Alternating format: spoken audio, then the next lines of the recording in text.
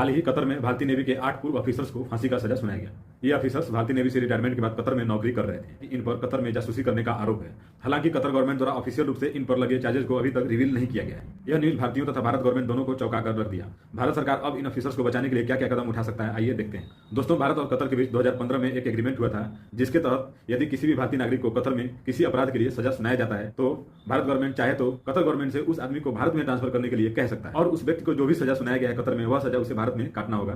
तो इस आधार पर भारत गवर्नमेंट चाहे तो कतर गवर्नमेंट से इन ऑफिसर्स को भारत में ट्रांसफर करने के लिए कह सकता है। दूसरा तरीका यह हो सकता है कि भारत सरकार इस मामले को अंतर्राष्ट्रीय कोर्ट में ले जाए, क्योंकि पहली बात तो कतर गवर्नमेंट द्वारा इन ऑफिसर्स पर लगे चार्जेस को अभी तक रिवील नहीं किया गया है, स्पष्ट रूप से बताया नहीं गया है कि आखिर इनका अपराध क्या है, और दूसरा इनको जो सजा देने का प्रक्रिया है वह भी संदेहास्पद है। तीसरा तरीका यह हो सकता है तो जैसे भारत में निचले अदालत में कोई सजा सुनाई जाती है तो उसे ऊपरी अदालत में, उसके बाद हाईकोर्ट में और अंततः सुप्रीम कोर्ट में अपील किया जा सकता है। वैसे ही इस मामले को कतर में ही उससे ऊपर वाले कोर्ट में अपील किया जा सकता है।